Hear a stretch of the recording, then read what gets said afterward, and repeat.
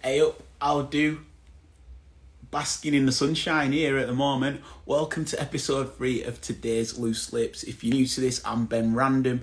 This is series 2 and our 4th feature. So Loose Lips is a chat show which is been created during lockdown to look to connect with different people, speak with people across the globe, different walks of life, and look to get their story and instill optimism and happiness and good vibes for everybody who comes into contact listening with the chats. So didn't expect to be at this point really where we've done a first full series, so you can find all that.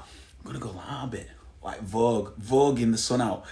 So yeah, you can find the first full series on YouTube by going to Pop Cult Chic, and likewise you can find it on Instagram as well, on IGTV, by going to pop.cult.chic, and you can find all of our previous chats.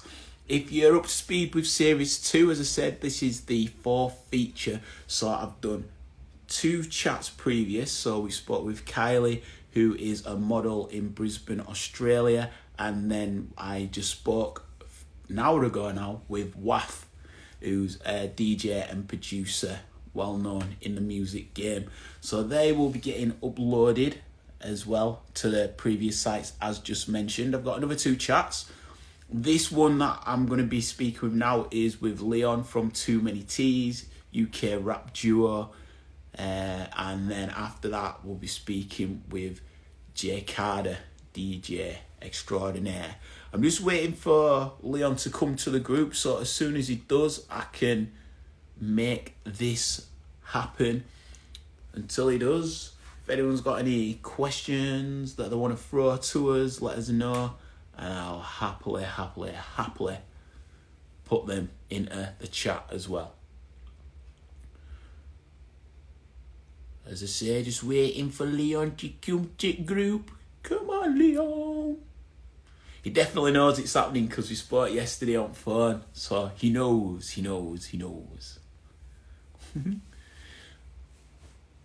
Just a lot of sitting in the sun at the moment. How's your day been? Tell me how your day's been. Get stuck in at group. Let me know. How was your day been? How's your day been? Hey, here he is. Just proper in my own world then, just like... He's in group. He's sent request. Let technology do its thing. Let me just pin this bad boy. 1 tick.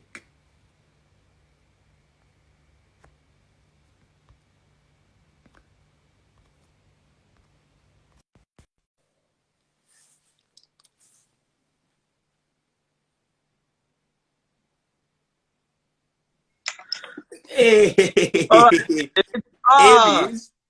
wait, I've been trying to get my sound to work, mate. Can you see me? I can sort of see you. Can you see me? Oh, mate, luckily. I'm fully in the sun as well. Oh, look at that. That's better, isn't it? Yeah, Well, I don't know if we can do that. I don't know where my next great backdrop is. Oh, it's all right. We'll go for a bit of Kasabian, shall we? Hey, Leicester boys. I was gonna say. You I was see? gonna say.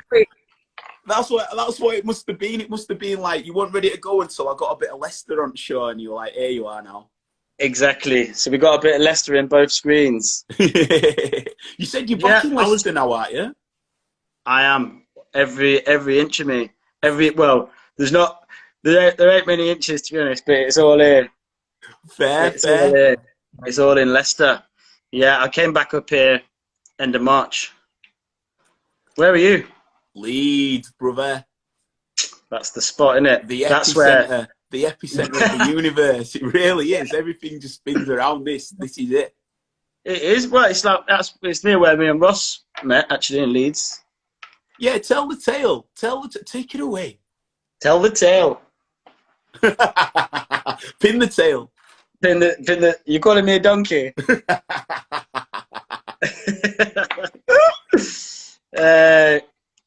I mean, I went to uni in Leeds. Which you did you go Met or College of Music or proper? I went. Come on, mate. No, I went to proper, but I didn't really. Ah.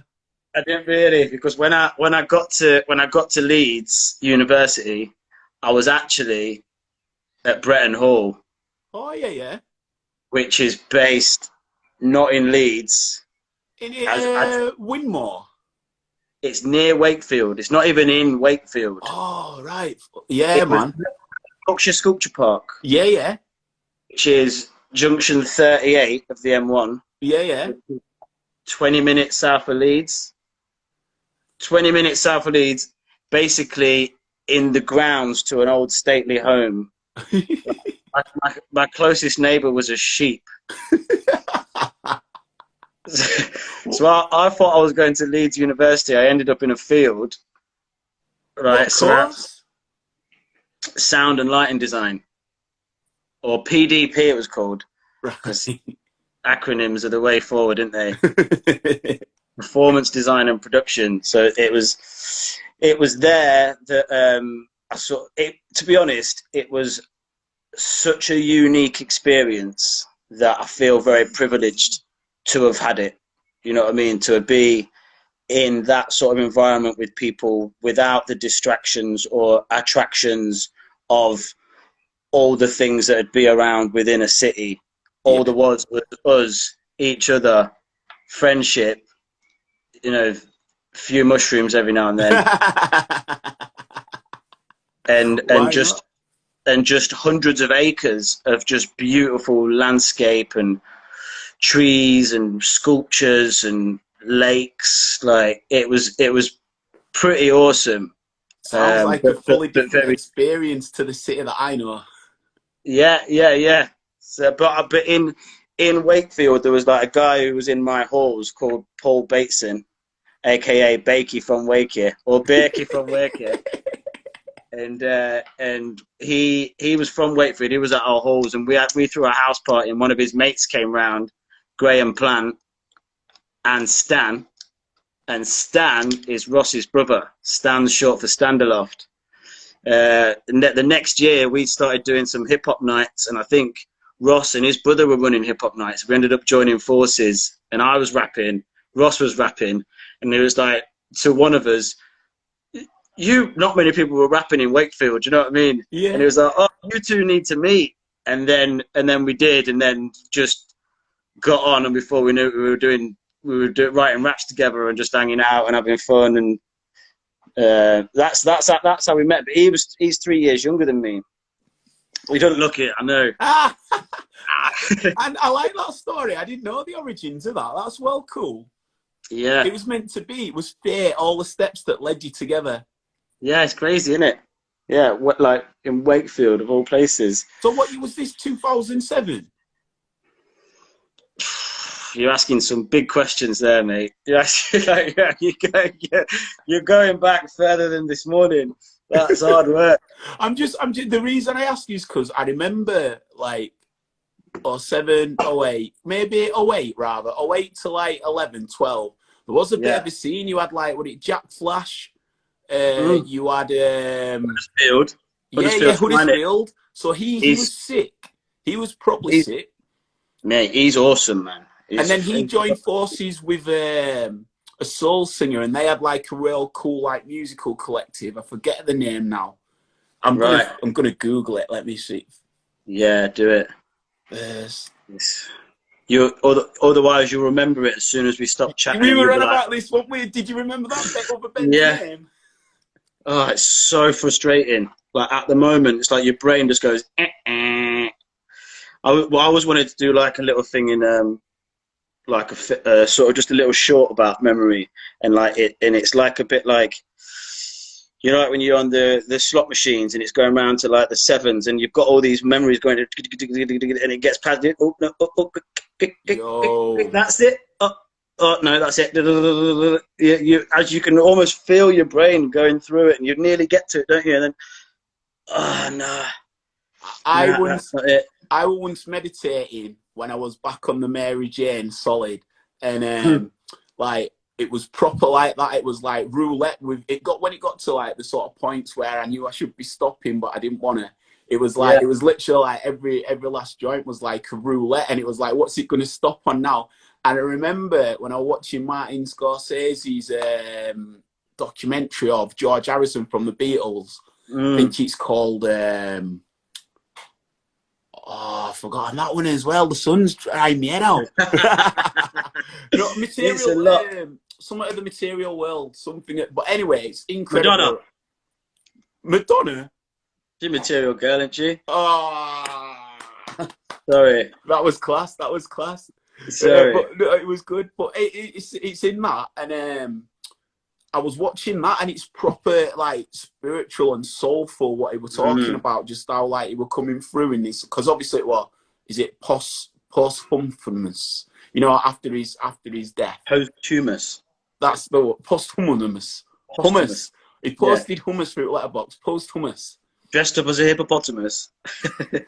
But in that, that's when like I had like the roulette wheel, and it was exactly like you were describing then, where it was like I had the skull and crossbones, and I had like the sort of tree of life, and I had the, you know, the peace sign with the like down like that, and I had all them, and it landed on the peace sign. It was a nice joint, but it was funny. It was funny. It was one. But so I hear that. But yeah, so there was a bit of a scene, because then obviously as well, what was sort of been born at that time was the battle rap scene. But before that, there was a lot of writing. I remember in West Yorkshire anywhere, like Defenders of Style and them as well. So like, so did you feel, or you know, when you were doing these parties, what are you seeing? Were they a good like crew? What were those early parties like? I mean, there was you know, Outlook Festival. That's in Croatia. Yeah. That was started by a guy called Noah Ball, and he was at Leeds University when I was at Leeds University. So they were doing their parties up at Leeds Uni. And I used to be in a band called Queen's English when I was at uni. So we actually went to the very first Outlook party in Croatia. All right. It was an absolute shambles. You know, imagine putting a festival on in a foreign country for the first time ever. It was beautiful and great to be there, but it was organisation wise, you know, left something to be desired. That we say, but that came out of Leeds. We had this night called Cowboy Tactics in Wakefield, which was like, you know, it packed out. We do it once every few months, and like we had a couple of friends of ours, Ashwin and Rolfie, and like they just put so much effort in as well. We bought this massive white, I was to say camo net, but it's a camo net, but it's white. Right. You know, massive. We'd hang that across the ceiling, draping in. We've got this huge banner graffiti made. We had people outside doing graffiti. We brought bands up from like different parts of the country. We had a band called Ashok, Florence and the Machine's first band, came and played. Like, and Rossi's brother's just an incredible scratch DJ. Planty, who was our original DJ, he was an incredible back-to-back turntablist. Flyside was just like crate digger, sort of producer extraordinaire. Like, do you know our tune Plum Jam? I will when I hear it. It's like it's one of the first tunes we ever wrote, and we still get asked to do it now. Do you know what I mean? It's one of them. We're like, we don't do that anymore. It's basically a song about us pretending we're a jar of Plum Jam. Right, I think you've done it in Leeds. You have definitely done it. It's daft. But Flyside made that beat, and he's like, there's some wicked bongos on a track. So there was just Ill Phil. He was just like hip hop head extraordinaire. Loads, you know, people like the Wu-Tang Forever. The Bats were just like everyone's arms and chests and stuff. There was just a real hip hop scene. It was like, maybe it was like the era. Do you know what I mean? That era had come out of like the 90s, noughties hip hop. It was real hip hop heads. Do you know what I mean? That it was kind of before hip hop evolved into the pop and the kind of more trappy new age style that we've got a lot of now. It was a great time, man. Like, just sort of, I'd never really been into hip hop before uni, but just fell in love, mate. I had my first summer at at Leeds Uni. My first summer, I went and did one of them summer camps in America. Yeah, yeah. You know what I mean? So I was like a counselor to like 14 little brats. But it was there when I went, and it was near New York, and I just fell in love with hip hop, mate, and came back just like with a little sort of notepad in my wallet, you know, just like writing little rhymes down everywhere. Is that how you organically started writing then? That's how I started rapping to hip hop. Like, I think I'd always written, you know, as far as I can think back, I loved like wordplay. Yeah, yeah.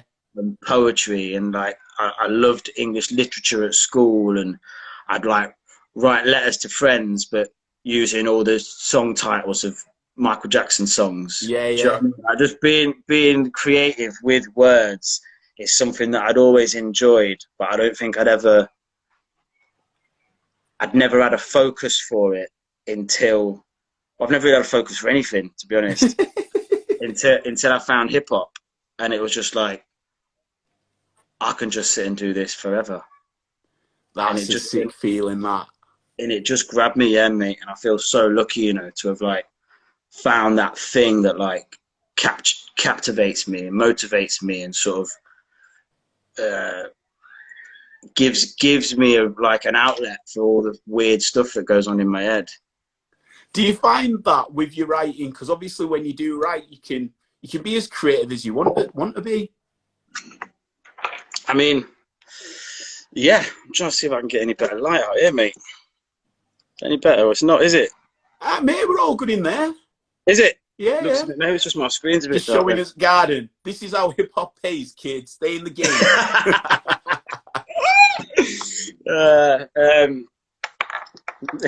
Mum and Dad's garden, mate. I'm at home with the fam. Sorry, what did you say? Just about the levels of creativity are limitless. So is that because I do like the fact that you both add like a cheek to, there's definite like wit and cheek to like your lyrics. Yeah, completely, mate. I mean, I like the Plum Jam song, for example. Like is a good example of like the silly kind of, or the fun element that we try and bring into hip hop. Or it was already there. It's always been like a sort of, it started as like a street jam. Do you know what I mean? It was a block party. It was fun, and then it became sort of gangsterized with like the chains and that sort of that edge. Whereas we do just like having fun with it. Like that Plum Jam song, we were like, didn't know what to write about. I was like, let's just get some beers. Yeah. Ross went to the fridge to get some beers, and stubbed his toe in the fridge, and there was no beers in there. There was just a jar of Plum Jam, and we were like, well, this is perfect. Let's just write a song about this. and you know, almost setting an idea. Like we'll spend quite a lot of time just brainstorming. All right, let's write a song about being sick at football. Let's write a song about the 90s. And then we'll go through and we'll brainstorm like what's funny. Yeah. Are you trying to make each other laugh? Are you trying to get one up on each other like subtly? Yeah, I mean, there is like a healthy competition. I think oh god, that lyrics. I don't think we try and do it to each other. I think we responsibly do it from when someone else does something sick. Yeah, if that makes sense. It sets a level, so you know it can't be dipped. Yeah, exactly. Like Ross will come with some bars for a track, and I'm like, shit, I need to do mine again. You know what I mean? But then I'm not trying to outdo him. I'm just trying to do something that I think we're both quite content to like be happy with what we've done. It's not about trying to outdo someone else. And maybe that's like one reason why I've never really felt comfortable with the battle scene. Yeah. You know, that like the idea of winning by putting someone else down. Yeah. It's never really connected with me very well. It's a good watch. Oh, I love yeah, watching it, and I love being in the crowd of it. But yeah, if you've got to be on there, and then the thing is as well, when you look at someone like Lunacy, like you get labelled as a yeah, battle rapper even though you're trying to release your own material, and no one really yeah, like. It's hard to step away from that, even though that's the thing that yeah. got the eyes on you in the first place. Yeah, it's true. You do become sort of pigeonholed into that, don't you? I mean, he's an incredible battle rapper. I've had some of the best laughs ever Yeah, watching some of his bars. yeah, He's so creative and like punishing, yeah. punishing with it. You know what I mean? You would not want to battle him. It's his You would not. delivery and everything, and that's the thing, I Yeah. suppose. Like, it's not just the bars; it's the way that it's put across. And I think he took it to a Mm. level. Like same with Shotty. Yeah. Yeah. But then again, like, but Shotty's managed to go on. Like, he's been in films, and He has. Yeah. he seems very business savvy. Yeah. I think he's super smart, Yeah, and he's got something super unique in terms of his speed yeah, that like is a wow factor. You know, and I think a lot with lyrics are important, but I don't think. I mean, you listen to some of the songs on the radio, it's like the people can't be listening to these lyrics. Do you know what I mean? They're feeling the music. There's a feeling encompassed by it all, and like when you watch a battle rap, you're listening to the words. Like yeah, that's the killer. Whereas yeah. if it's there's much more to it than just the words. And I think maybe as a battle rapper, it's so about the words that maybe that's why you struggle to then cross over into making songs, because you're not utilizing that feeling as much. I fully get that, and I think there's also a bit more of a discipline with trying to put that in such a concise time. Do you know what I mean? Like, there's no Yeah, wasted songs, no wasted lyrics really in a song. Whereas in a battle rap, you could spend 3 phrases like setting up a punchline. yeah, So I get that. But one thing, and I'll bring it back to yourselves, because like with Shotty on his last album, he really.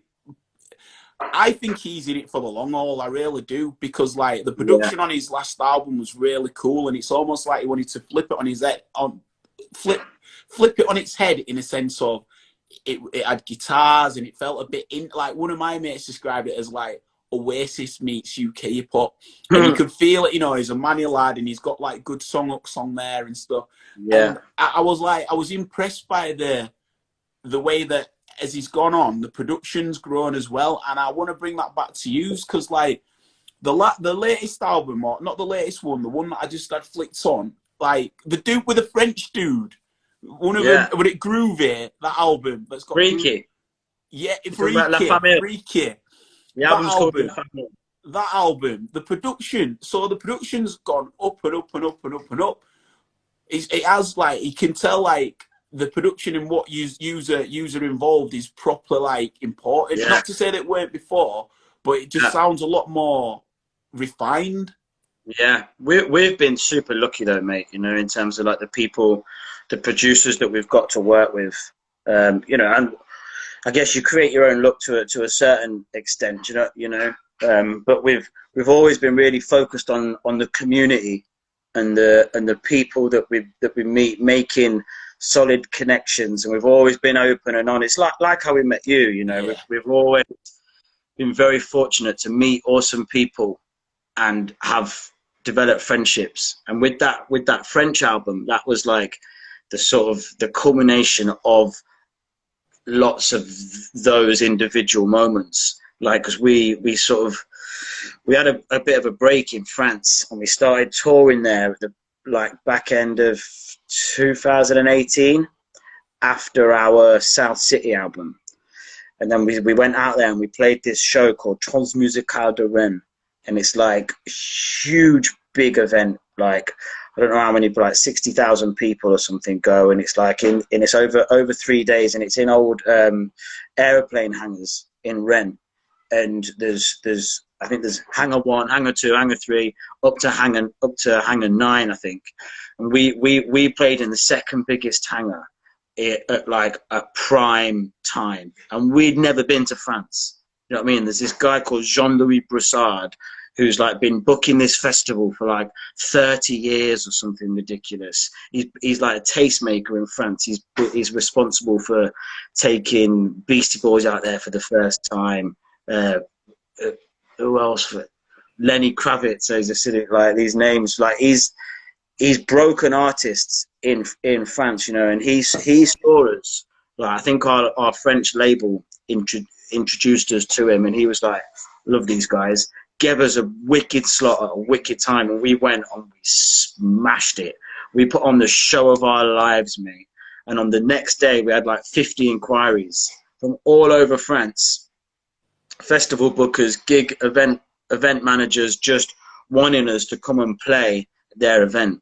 So then we spent the next like 12 months touring, 18 months touring France relentlessly. We were there every weekend for like 2 or 3 shows. What? And like madness out there. The production, they have all these events in their cities and towns that are like massively supported and funded by the government. So it's like a community thing, and like all local people come. They have like the chefs, a local top chef. The people who are doing the backstage are all like local people, and the people are volunteering, so they want to be there. Do you know what I mean? It's such a beautiful. The sound man is just like cares so much about it all. And when I'm so used to like playing dingy like backroom bars and clubs and stuff in UK where the sound man's been there for 12 years, and it's like. Let me know when you're ready, then, mate. You know, it's not. It doesn't have not all of them. That I don't want to like tar them all with the same brush, but I've experienced that quite a bit. But in France, it's just completely different level. The stages are massive. The sound equipment's pucker, like because they have the money to do it all, and they book brilliant acts and us. And as we were going around doing all these shows, we met so many incredible French artists and made connections with them. We were doing a radio show in London at the time, so sometimes when we'd go out there, we'd interview them, you know, and then we'd play them on our radio show.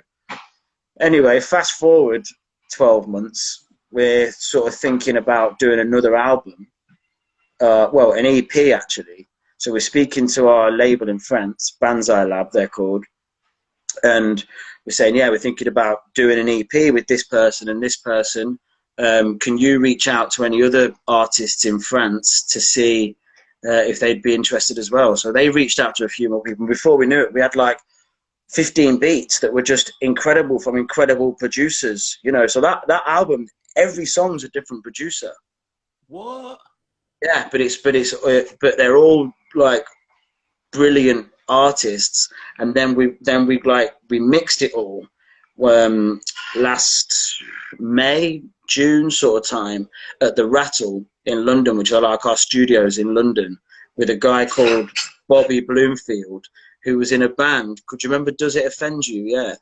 Yeah. Yeah. Like he was the drummer in that, and he's also one of the guys who set up the Rattle, which is our studio, and he's an incredible producer. So he engineered it all. So I had all these amazing producers sending us stuff, and then we recorded it all there, and then he engineered it all to just make it just all tie in together. So we, you know, how on earth does all them pieces come together yeah. form that wicked album? It is amazing, all them little bits, but that is to do with like our approach to life, you know, personalities and community and connection. I don't think we'd have been able to do it otherwise. Do you find, because like the biggest connection is when you're live because of use boys energy? And sorry, what's your DJ called? Don't know. No, I'm joking. Savage Henry. I thought you were going to reveal like you've got rid of your DJ or something. I was like, what's it? Savage Henry people call him Henry, but his real name, Morgan. He works at the Rattle as well. Guys, just give us a thumbs up. He's an absolute bad man. Morgan, the microphone warden. Yeah, he's such a legend. But yeah, our DJ, Savage Henry. Yeah, so you've all got like a proper good energy about you and chemistry when you're on stage, and that just really rolls out. So I wonder Yeah. if that, you know, when you're over in France, and the French are predominantly known for being quite blasé to and proud of not opening up and speaking English. It's like, you come over here, you're going to learn our language. Are But we? you've gone over there and they've proper took to you. Yeah. Yeah. Yeah. But but it's, I, it's like we went over there on a different level to what we are over here. Yeah, I hear you. Because of the introduction through the dude Yeah, who because of the gets people over introduction. there. Like we were going over there and we were like having interviews with like the equivalent of Radio One Yeah, or BBC News. You know what I mean? We went out there at that level, and you'd get off the plane, you'd be greeted by someone like, "Oh, too many teas. You know, can we help? We take you back to your like hotel and your suite, and you ah, know, backstage is just beautiful. That it's you're treated so much. There's a lot more respect, I guess, for the arts. I think do out you think for there, the hip hop scene as well? mate. France. Like, one of the first hip hop albums I ever listened to was a French artist called Science Super Crew, which is just bonkers. Like I learned a lot of my, and they're like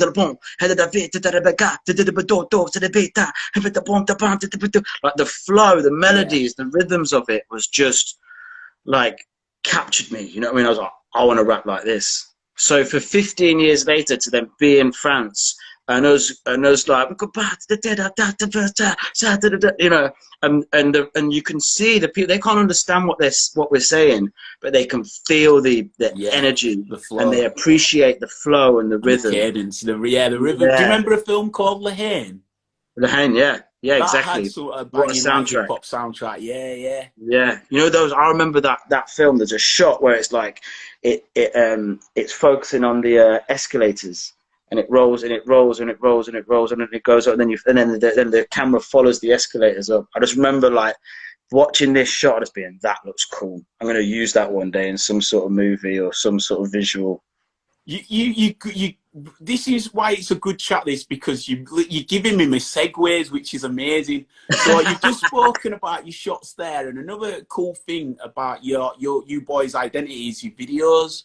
Mm, So how do you form your videos? Is it ideas that you both have? Is it people that come to you, like visual directors that offer you ideas? Or there's been a real like, again, it's that fun element that's in your videos, but I wonder, is it someone who listens to the song and captures your spirit, or are you putting your spirit and then people are creating yeah, videos around that?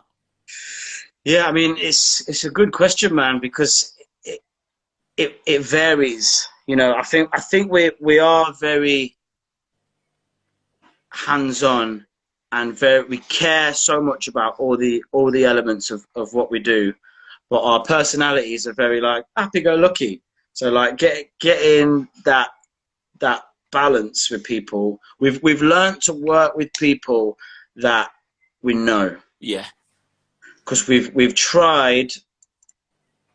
So when we first started off, we were like, we'd do everything ourselves. We'd come up with a whole concept. We'd decide where we were going to do it. We'd get our mate to come and hold the camera. You know, like, no, do it again, do it. You know, we'd be involved in every step of the way, and then we sort of, there was a I think probably our second EP. There was a video off that, and we were like, do you know what? Let's get a proper production company. Let's pay some money and get that. And then we put it out through like we put the brief out to people, and then people would come back with their ideas, and we're like, right, let's go with them. But they didn't know us. Do you know what I mean? They heard the song and they'd seen previous things, and they came up with their idea and what their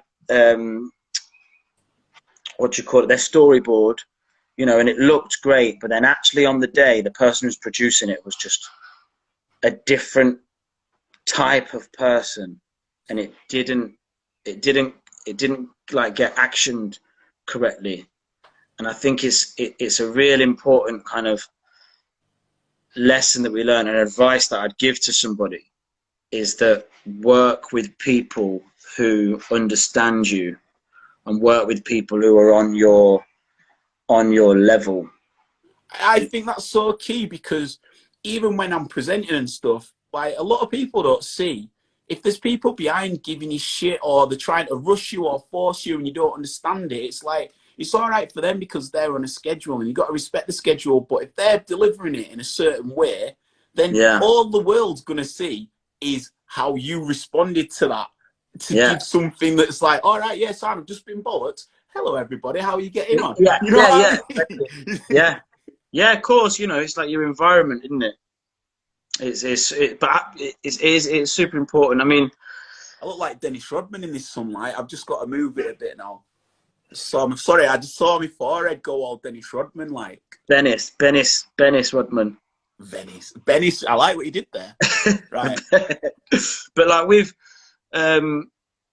been again, lucky with the people that we've made contacts with, and after gigs we were like, we'll come out and we'll stand at the front and we'll Yeah. chat to people, and we've met people at the end of the gigs who've gone, oh, I loved what you did. I make films, let's connect at some point. And at some point we do. Like, there's this guy called Emil Walker who came. We were supporting Ugly Duckling in London, and after the show he was like, you guys were sick, I love that, let's stay in touch. And he seemed like a cool dude. He was like, I'll make videos. All right, so we hooked up. We took him to a festival and he was like filming around, and he put together this just like incredible video about it, about the little weekend away. So then we'd do it again. He'd come to another festival, and then he'd come on tour with us, and then he became like our sort of film guy for a while, and then off the back of that, he's gone off now and he travels the world making incredible films. But that wouldn't have happened if we hadn't made that connection, the video for Panther, which just got used on a Virgin Media advert, which is crazy. Which is affording that garden. Eh? Which is affording the garden. Yeah. Yeah, exactly. Well, getting me just out my overdraft. I respect that. But like, that was again, we sort of went out to. We had an idea what we wanted to do, but we sent it out to a few friends, or a few friends of friends, and then this one guy just came back with a treatment that was so on point, and it was like, and he got us, and it was shot really well, super serious, but super tongue in cheek. And I like in the video, it's like, we're sort of lifting weights, and then it pans out and there's no weights on the thing, that sort of idea. And he brought with him like a whole team and a whole camera crew, and he worked for like a camera equipment hire place. So he got the camera equipment at like free or a fraction of the price. We had to do it on like a random Sunday in February or something, but like he just helped us out so much and just made an amazing video. But then others have been done out of necessity, like sort of there's a video for Hang Tight where we did it in a park. I don't remember this one. It's like a one take video. And then all the different people walking past, like the dude in the, is it a nun outfit or something? Yeah. The vicar. The vicar. Yeah, that's it. So like, that was out of necessity almost, that we had. It was around our South City album, and our label at the time wanted to swap, change. We got an insight into how you come up with your bars then. yeah. Swap and change around. But this was for Hang Tight. They decided they wanted to release it a lot sooner than we'd previously planned. And we were like, how? We can't do it. We need a video for it. And we can't record, edit, and finish the video in 3 weeks. It's just like, how are we going to do that? What can we do? And Facebook Live had just sort of become a thing. We were like, well, maybe we could just do it on Facebook Live. The algorithms for that are working really well. This could be a like super bonus for the video. let's try it. Let's try it. So like, so that video, I think it cost us like 300 quid, you know, a Steadicam and an iPhone. And then we just put a shout out to like our fans, and we've got such an incredible fan base, mate. On the day, like 45 people came down to like the park opposite Ross's house, and some had travelled up from in London, some had travelled from Brighton, some had travelled from Birmingham. People came from all over the country, mate, to this park, and they all brought, like, the guy came in his vicar's suit, you know. It was like a group came with a whole picnic set. Some guy came with like flamethrower things. Like, everybody that was there. But one guy from Birmingham brought a bar, brought a portable bar. A couple, Ian and Laura, who were meant to get married this weekend. Bless them, they can't, can they? Because they're really shut down. But like, we've stayed friends with them since. They brought their like incredible Shar-Pei dog, you know. Like, so they all just turned up on the day. We walked around the site. Right, okay, so this can happen here, this can happen here, that can happen there. All right, let's test it. No, didn't quite work. Okay, let's do it again. You need to be a bit further. All right, then, yeah, that worked. All right, okay, now by the time we get to that second chorus, so you lot were in the first chorus, you need to run round so you're not in shot and come back into the shot down there. We had to choreograph the whole thing, you know, so it'd work in one long shot. And then we're like, right, we did it once, let's go for it again. This is the one. This is the one. This is so. Then we did the whole take, and it just, the video was done in one shot. That must have been a rush. Oh mate, it was like, don't miss your words, don't get your timing wrong. You know, it was. So we're again though. That's like from our community that did that. So we've done, like, that was, I think, the first Facebook Live music video. You said this, you put this out, and you know what's funny, right? Let's bring this back to this band here. So it was proper on like the same weekend as well, right? Yeah. I think that, so they did a Facebook Live at Bethnal Green Working Men's Club for one of their tunes off the last album. Yeah. So either way, it's left in Leicester. Like, but you were up there though, and do you know what I love though? Is like, you've got the freedom to play. You always want to have the freedom to play about, and I think like it's whoever has it first. Like, yous can have it, they's can have it. Either way, you're always thinking ahead of the curve. yeah. Well, yeah, exactly. Or you know, utilizing the kind of the limitations, or it's only a limitation if you stop at the limitation. Yeah, otherwise, it can be like an instigator for like a new possibility. Yeah. And I think, you know, brilliant things happen out of struggle, and 100%. Or out of a problem, and how do you overcome that? We would have never done that if we hadn't have had that issue. You know what I mean? And so I think we've been, yeah, we're lucky that we have this sort of like the mind, the brain space, the intention, the balls to like go, do you know what? Let's just give this a go. Do you know, like, the behind the scenes, like record labels and stuff like that? Are they completely free with you, you know, doing these sort of things? Because it seems like you have like that independent spirit about you. Yeah, we've never been tied to anyone who's told us really what to do in terms of the art. We've not been like sort of the South City label. That was a label services, so they helped us with the release. Not so much, you know. It's no majors. It's no like long record deals where, you know, it's a few albums and like, oh, you've got to do one like this. Oh, you need to get a pop singer singing the chorus for one. We're completely independent in terms of what we do and when we do it, and it's always a discussion, you know, with people. We've definitely not been dictated to. Is that a key to your longevity? And also then moving forward, is there a goal to aspire to be on a major, or not maybe a major, but like, you know, have that long-term album deal? Or do you like the way that you've got it? Because it seems like when you go to a festival, you know you're going to have a crowd. When you go on your tour, you know you're going to have a crowd, and you have that interaction with them, and you've obviously got a loyal cult following. But then when you speak about how you get treated in France, or, you know, the level of introduction that it's allowed you, the platform, Do you Yeah. feel like there's still scope for that in this country and also the rest of Europe and beyond?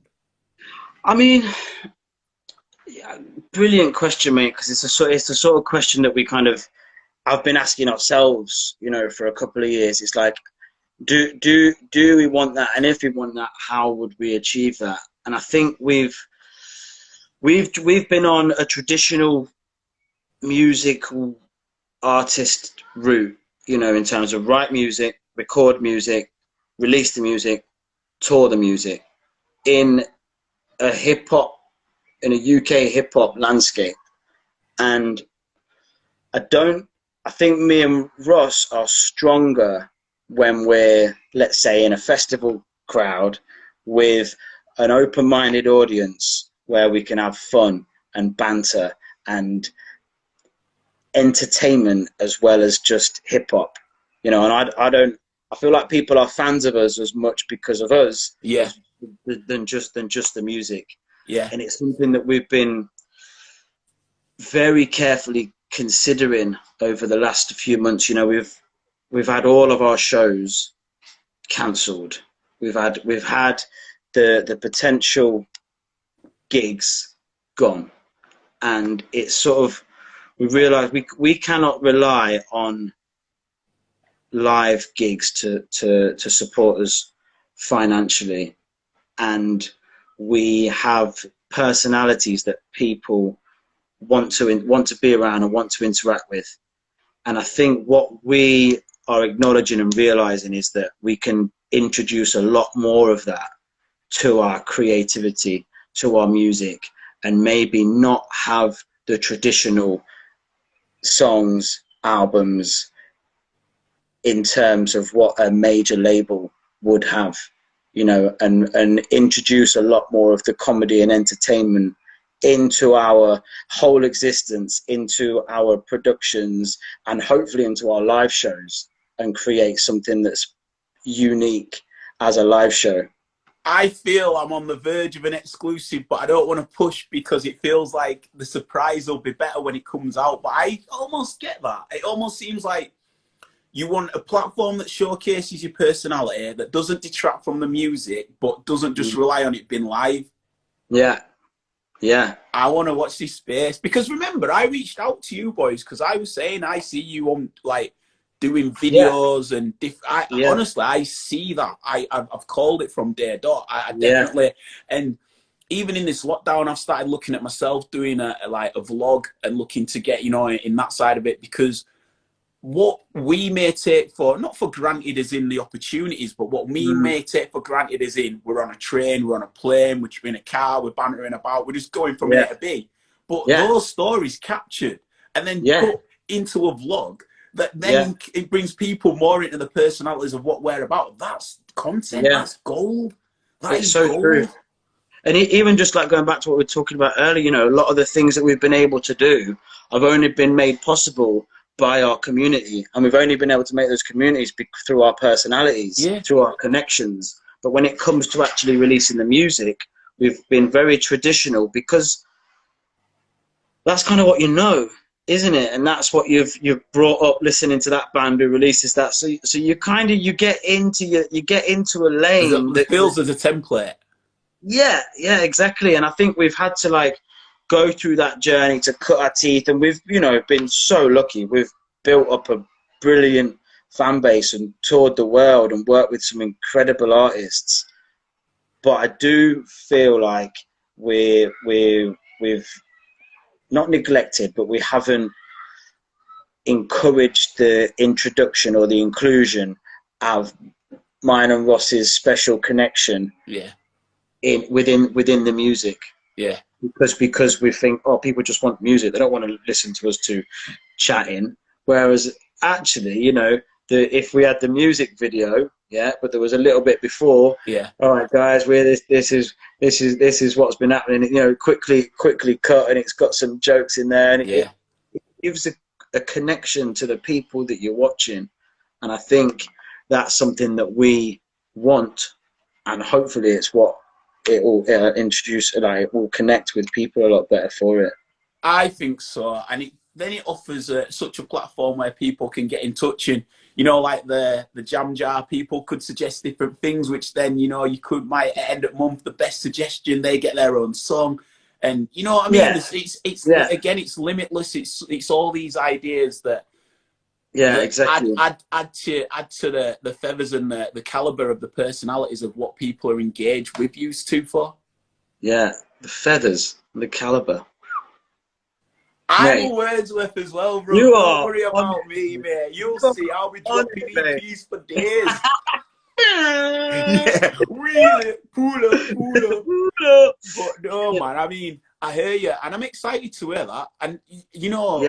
again, a good segue that you mentioned earlier is you read it in with the video style of it. So like Mm. you have that there. I just I'm Yeah. happy to hear that. I I'm think, happy to hear that. tying up the visual in with the audio a bit more, and sort of like we did a couple of things in lockdown recently. It allows us to be a bit more comedic with it as well, which is and being in a hip hop world, you do sometimes you can sort of like without realizing it, all of a sudden you're being quite serious about what I'm taking myself really seriously, and that is something that I've never done.